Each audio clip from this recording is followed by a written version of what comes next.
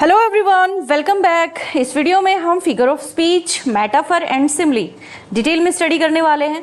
क्योंकि मेटाफर की बात करें या फिर सिमले की, दोनों ही हमें सेम नजर आते हैं क्योंकि कंपैरिजन है।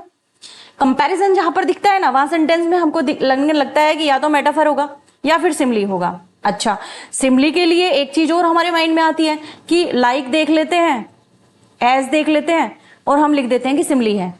बिल्कुल सही है, लेकिन कई बार क्या होता है, ना तो वहां पर लाइक होता है ना ही एज होता है, लेकिन फिर भी वहां सिमली होती है। उस कंडीशन को आप कैसे पहचानेंगे, उस सेंटेंस को आप कैसे पहचानेंगे, वो डाउट आपका आज क्लियर होगा। साथ ही मेटाफर भी कई टाइप का होता है, क्योंकि मेटाफर भी है ना, ऐसा नहीं है कि आपके सामने डायरेक्ट सेंटेंस आ जाए, सिंपल मेटाफर आ जाए। नहीं, मेटाफर भी कई टाइप का होता है, 6 टाइप्स का होता है लगभग। वो आज मैं आपके साथ डिस्कस करूंगी डिटेल से। आपको इस वीडियो को देखना है, समझना है, क्योंकि मेटाफर और सिमली से रिलेटेड जितनी भी आपके कंफ्यूजन्स है ना, वो सभी इस वीडियो में क्लियर होने वाले हैं।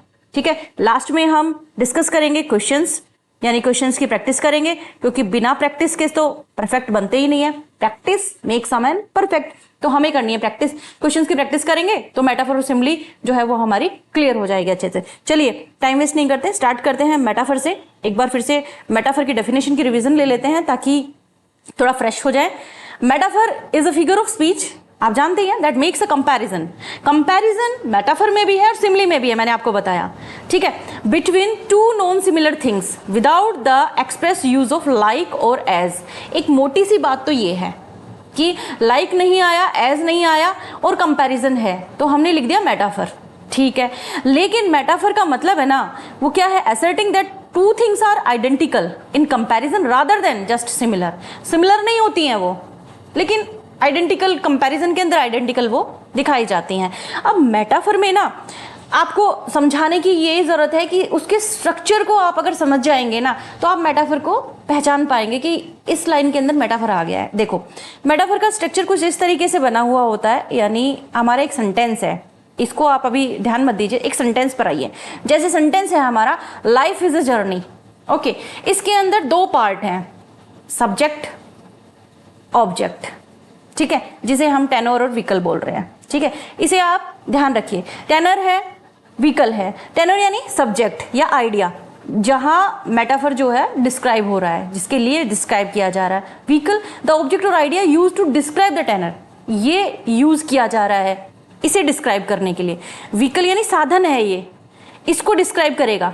इसको किसको, अब आप सेंटेंस में चलो, लाइफ। ओके, लाइफ क्या है, टेनर। एग्जाम्पल ले रहे हैं हम, टेनर है, यहाँ पे एक आइडिया है, एक सब्जेक्ट है। ये सब्जेक्ट है, डिस्क्राइब करने के लिए वर्ड हमने यूज किया जर्नी, कि लाइफ क्या है, life is a journey. Okay, तो 2 पार्ट है सेंटेंस के अंदर, आप उन 2 पार्ट्स को देखो अच्छे तरीके से। फर्स्ट देखो सब्जेक्ट, फिर उसके बाद देखो ऑब्जेक्ट। क्या ऑब्जेक्ट सब्जेक्ट को डिस्क्राइब कर रहा है? क्या ऑब्जेक्ट जो है वो यूज किया गया है सब्जेक्ट को डिस्क्राइब करने के लिए? तो वहां मेटाफर है। ठीक है, तो 2 पार्ट्स होते हैं मेटाफर के। जो स्ट्रक्चर है ना, वो कुछ इस टाइप से होता है। सेंटेंस स्ट्रक्चर जो है ना, उसको आप बहुत बारीकी से देखेंगे तो आपको समझ में आएगा। देखिए, अब यहां पर आपको बता ही दिया है, ये व्हीकल है और ये टेनर है, ये हमारा क्लियर हो गया। लेकिन मेटाफर के कुछ टाइप्स होते हैं, इन टाइप्स को जब आप समझ लेंगे ना, तो आपको बहुत इजी हो जाएगा मेटाफर को पहचानना। लगभग ये 6 टाइप्स के होता है। ठीक है, देखिए मेटाफर हैं कौन कौन से हमारे, सिंपल नंबर 1 पे, 2 कॉम्प्लेक्स, नंबर 3 एक्सटेंडेड, 4th पे डेड मेटाफर, 5th नंबर पे है मिक्स्ड मेटाफर एंड 6th पे इम्प्लाइड। अब मैं इनको 1 करके 1 by 1 आपके साथ डिस्कस करूंगी। बहुत ही सिंपल है, सिर्फ आपने कंसंट्रेशन के साथ में कंप्लीट इसको वॉच करना है विदाउट स्किप किए। ओके, देखो सिंपल मेटाफर है ना, जैसा कि नाम है वैसा ही है, बिल्कुल सिंपल, सीधा सीधा कंपैरिजन कर देते हैं डायरेक्ट, यहां पर विदाउट यूजिंग लाइक और एज। ठीक है, देखें कैसे। यहां स्ट्रक्चर इस तरीके से बना हुआ होता है। स्ट्रक्चर तो आपको बताया ही मैंने कि टेनर है और व्हीकल है, और बिल्कुल सिंपल होता है। जैसे टाइम है, उसको कंपेयर कर लिया और थीफ के साथ में, सीधा direct, time is a thief. Time क्या है, थीफ है।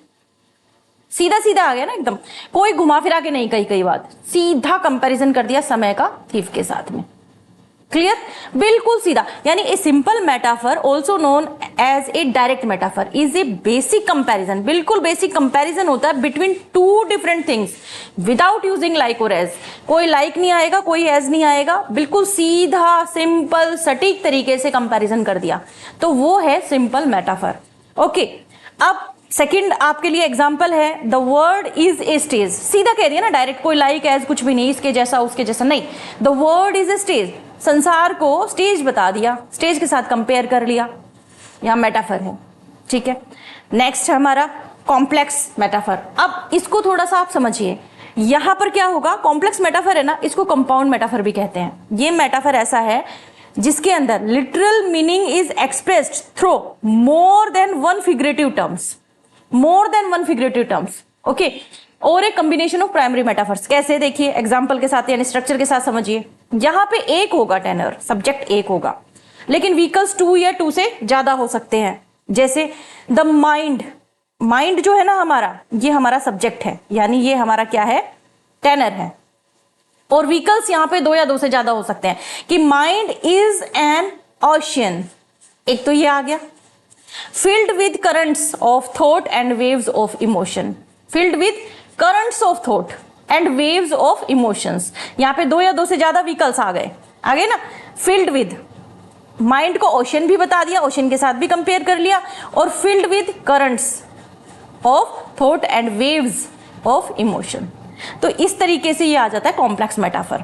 इसको ना आप इस तरीके से भी क्लियर कर सकते हैं कि कॉम्प्लेक्स मेटाफर की जब बात की जाती है ना, तो आप इस तरीके से बोल सकते हैं कि जैसे यहां पर कहा गया है, ये जो मेटाफर है माइंड को ओशन के साथ में कंपेयर कर रहा है और सजेस्ट कर रहा है वास्टनेस, माइंड की डेप्थ, और current of thought and waves of emotions जो है ना, वो आगे एलोबरेट कर रहे हैं इसी चीज को, इसी ओशन को, कि ओशन जैसे जितना गहरा होता है उसी तरीके से विचार और जो इमोशंस हैं वो भी इसके अंदर बहुत ज़्यादा हैं। जैसे समुद्र के अंदर करंट्स रहते हैं, वेव्स आती हैं, उसी तरीके से माइंड के अंदर भी थॉट्स के करंट्स चलते हैं, इमोशंस की वेव्स चलती हैं।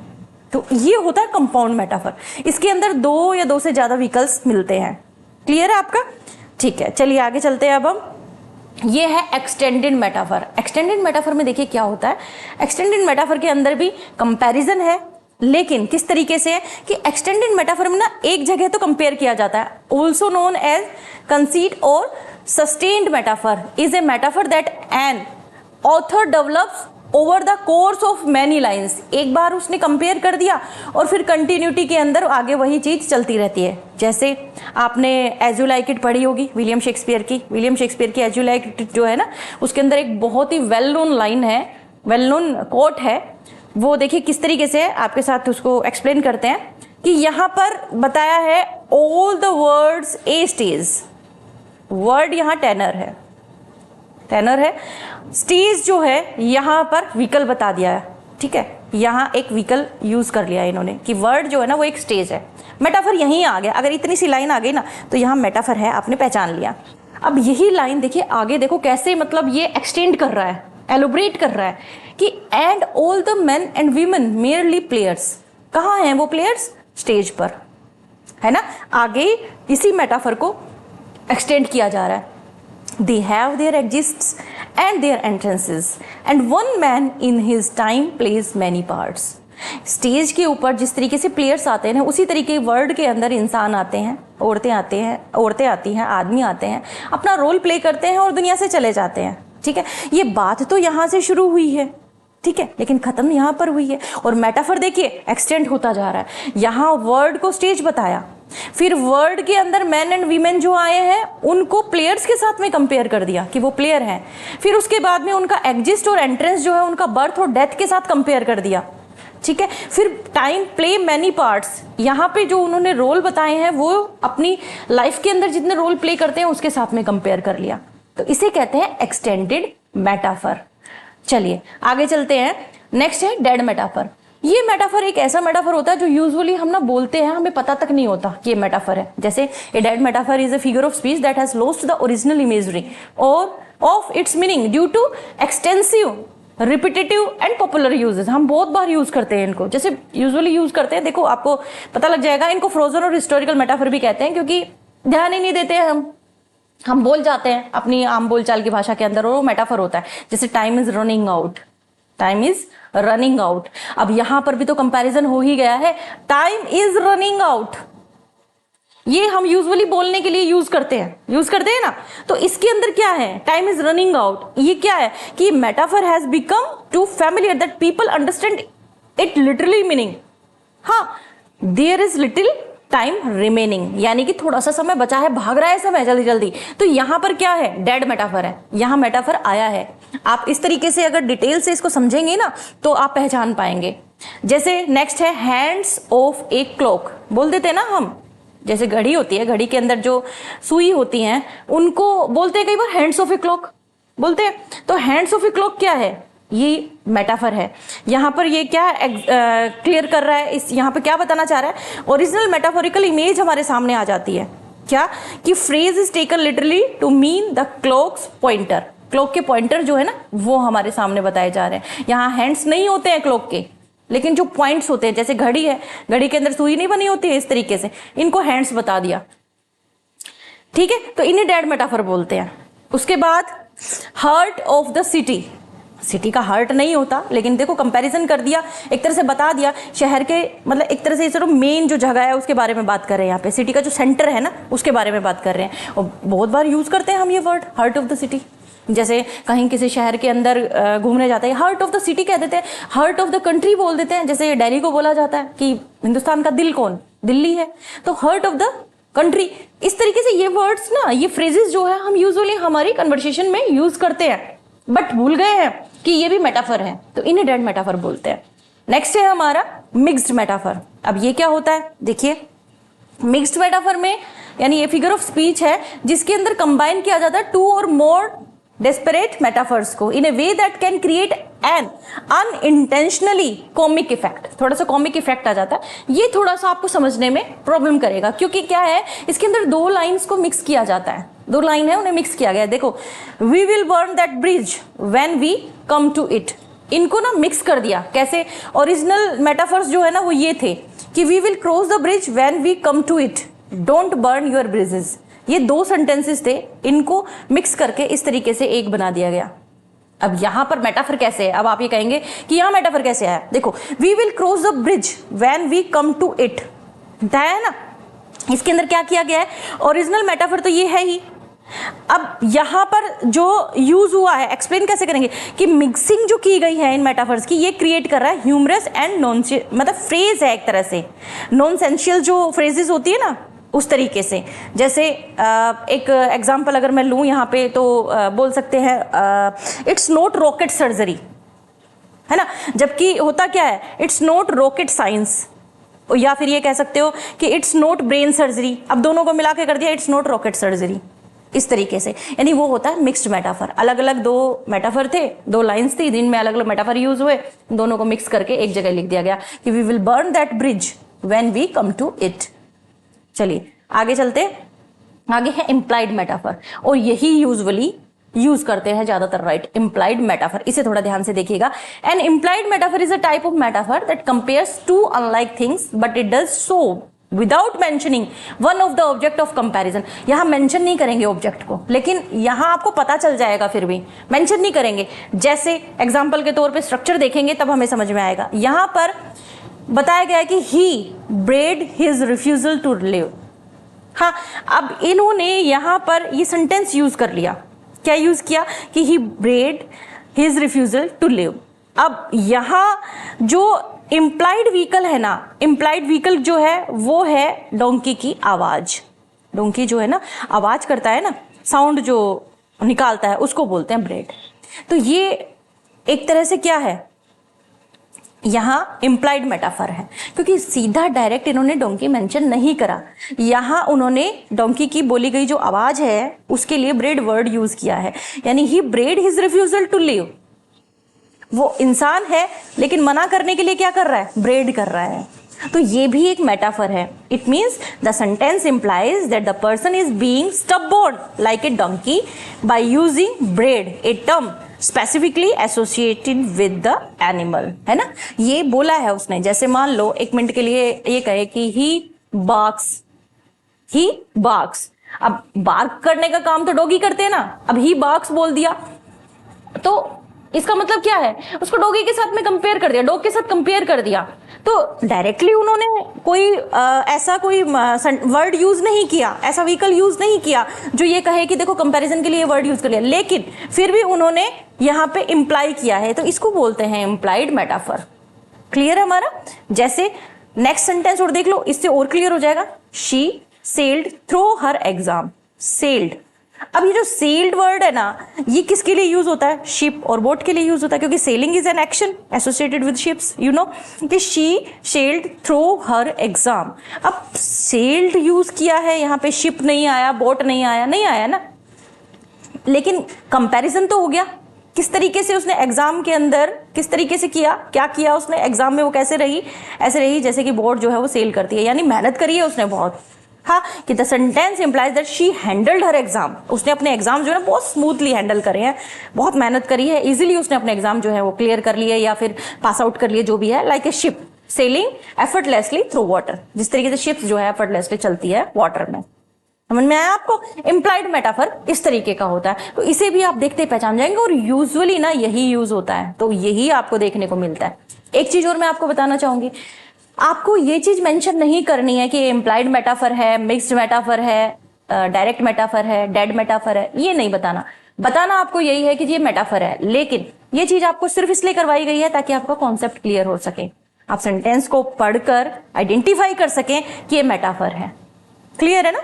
चलिए अब हम बात करेंगे सिमले की, जो बहुत इजी है। जब हम लाइक और एज देख लेते हैं तो हम सिमली लिख देते हैं, बहुत अच्छी बात है। लाइक और एज का कंपैरिजन हो गया, मतलब कंपैरिजन दो चीजों के बीच में हो गया, लाइक और एज यूज हो गया, सिमली है, बहुत अच्छी बात है। But unlike metaphors which implies the comparison directly, simile make the comparison explicit. देखो सिमली के अंदर भी कुछ स्ट्रक्चर होता है जिसके हिसाब से मतलब आप उसको पता लगा सकते हो। टेनर होता है, व्हीकल होता है, साथ में एक क्या होता है, कंपैरिजन करने के लिए वर्ड होता है।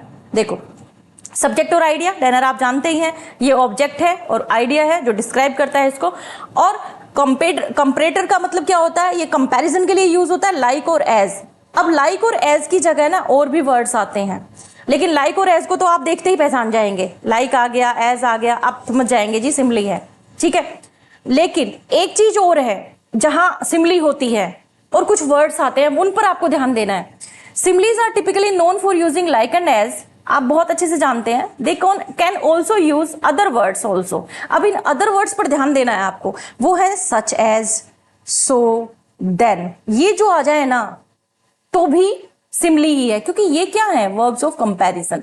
सच एज, कंपेयर एंड रिसेंबल, समझ गए? कंपेयर करने के लिए ही तो है, रिसेंबल यानी देन यूज कर लिया, रिसेंबल हो गया, कंपेयर, सो, सच एज, ये कंपैरिजन के लिए तो यूज होते हैं ये वर्ड्स, तो यहां पर भी सिमली ही है। इस चीज को हमें ध्यान रखना है। जैसे देखो, she sings the way A bird does, एक बर्ड की तरह सिंग करती है वो। कंपैरिजन है ना, कंपैरिजन के लिए यूज हुआ है ये। क्लियर है हमारा? कंपैरिजन के लिए आया ना ये। तो हमें इस चीज को ध्यान रखना है कि कंपैरिजन जो है ना वो यहां हो रहा है इन वर्ड्स के साथ में। तो एज और लाइक को तो देखेंगे ही देखेंगे, बिल्कुल सिंपल तरीके से कोई एग्जामिनर डालेगा ना सिमली, एज और लाइक डाल देगा। लेकिन भाई अगर उसने एज और लाइक नहीं डाला, साथ में उसने सच एज डाल दिया, कंपेयर सो डाल दिया, देन डाल दिया, तो भी सिमली ही है। इस चीज का आप ध्यान रखिएगा। चलिए हम क्वेश्चंस कर लेते हैं, क्वेश्चंस की प्रैक्टिस करेंगे तो और भी आपका कॉन्सेप्ट क्लियर हो जाएगा, टेंशन नहीं लेना है। नेक्स्ट एक सेंटेंस देख लो, फिर आगे चलते हैं। हम जिस तरीके से एग्जाम में हमारे क्वेश्चंस आते हैं ना उस तरीके से करेंगे हम। Okay, he eats so A pig would.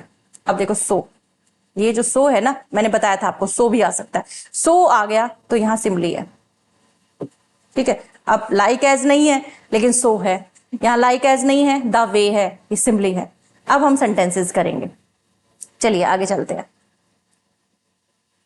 MCQs देखते हैं, क्योंकि इसी तरीके के जो क्वेश्चंस है ना इन्हीं से हमें कन्फ्रंट होना पड़ता है एग्जाम के अंदर। मेन तो हमारे ये हैं, इन्हें देखना होता है हमें, ये आते हैं हमारे सामने।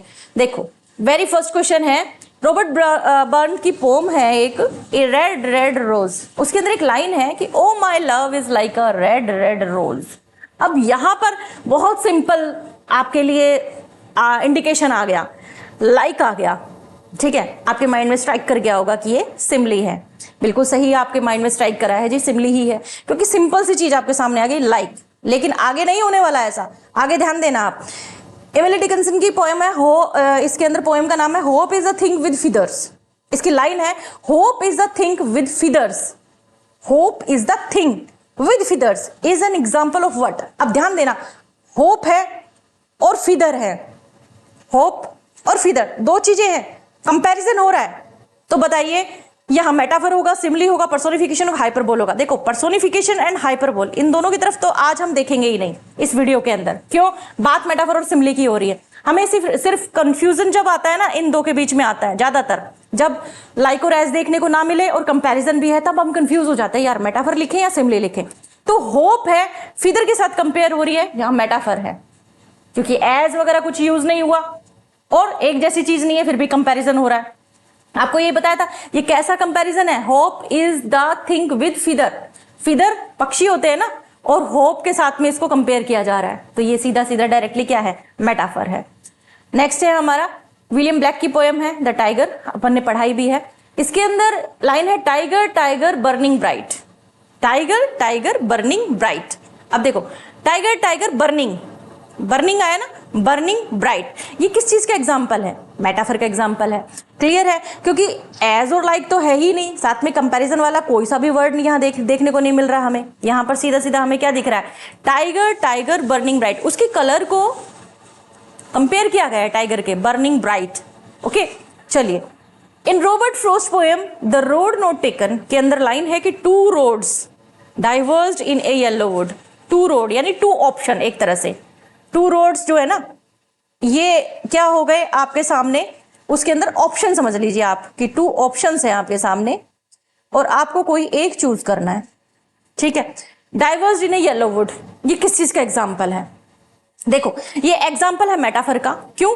क्योंकि यहां पर जो रोड्स हैं वो डायरेक्टली, यहाँ डायरेक्ट आपके सामने मेटाफर नहीं रखा है, इंप्लाइड मेटाफर है। क्यों? क्योंकि जो रोड्स हैं यहाँ पर ऑप्शन के लिए यूज की गई हैं कि आपके सामने दो ऑप्शन है, जंगल के अंदर दो रास्ते जा रहे हैं, अब आपके ऊपर है आप कौन से रास्ते पे जाना चाहते हो। जैसे लाइफ के अंदर आपके सामने दो ऑप्शन है, आपके ऊपर है आपको कौन सा ऑप्शन चूज करना है। तो टू रोड्स है तो कंपेरिजन आ गया। रोड यहाँ पर डायरेक्टली यूज नहीं हुआ कंपेयर करने के लिए, यहाँ पर कैसे इंप्लाइड मेटाफर यूज हुआ है, तो ये मेटाफर का एग्जाम्पल है। नेक्स्ट है in William Shakespeare sonnet number 18 है shall I compare thee to a summer's day.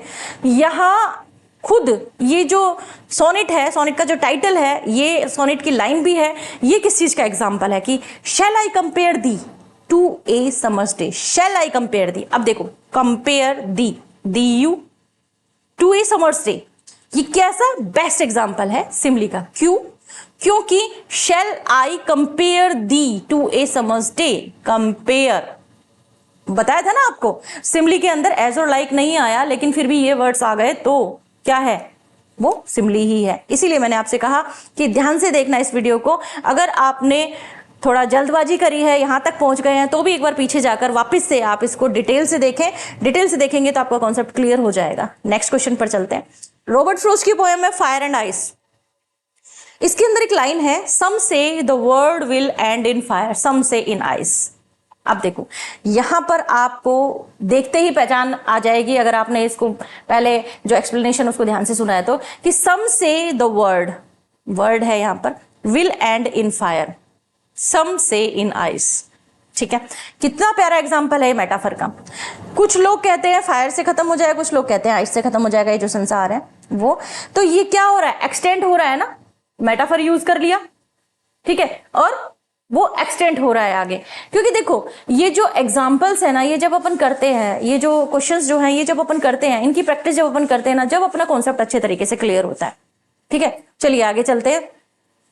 अब ये जो है एक पोएम आपके सामने, ड्रीम डेफर्ड है, इसकी लाइन है does it dry up like a raisin in the sun. इसके अंदर ये किस चीज का एग्जाम्पल है, यानी इसके अंदर क्या बताया गया, मेटाफर बताया गया कि सिमिली बताई गई है। अब आप देख लेंगे कि लाइक यूज हो गया भाई, तो आप सीधा सीधा क्या रख देंगे, सिमिली रख देंगे, आपके लिए आसान है। तो लाइक और एज देखते ही तो आप वैसे ही कंफ्यूज नहीं होते हैं। आगे मूव करते हैं अपन। ये एक और पोएम है यहाँ पर कि I wandered lonely as a cloud. इसकी लाइन है कि I wandered lonely as a cloud, same line है। ये किस चीज का एग्जाम्पल है, लोनली एज। अब ध्यान दे लेना, एज और लाइक, सिमिली आसान था ना, एज और लाइक है, रॉबर्ट फ्रॉस्ट की poem stopping by woods on a snowy evening, इसके अंदर लाइन यही सेम है कि the woods are lovely dark and deep. ये किस चीज का एग्जाम्पल है? वुड्स लवली हैं, डार्क हैं, डीप हैं। वुड्स को कंपेयर कर दिया, लवली भी बता दिया, डार्क भी बता दिया, डीप भी बता दिया। क्या है? वेरी गुड, ये है मेटाफर। बहुत ही प्यारा एग्जाम्पल है। वुड्स यानी जंगल, लवली है, डार्क है, डीप है। यहाँ कंपैरिजन है, एज लाइक कुछ यूज नहीं हुआ और कंपैरिजन वाला और कोई वर्ड यूज नहीं हुआ, लेकिन फिर भी दो मतलब एक तरह से खूबसूरती बताई गई है, एक तरह से मतलब ये समझ लीजिए कि एलोबरेट किया गया है, वुड्स को, जंगल को बताया गया है। मेटाफर यहाँ यूज हुआ है। She sings the way A bird does. अब ध्यान रखना, शी सिंग्स वो गाती है, ए बर्ड डज मैंने एग्जाम्पल के अंदर भी करवाया था कि द वे आ गया, किस तरीके से, कंपैरिजन के लिए ये वर्ड यूज हुआ है। तो यहाँ क्या है?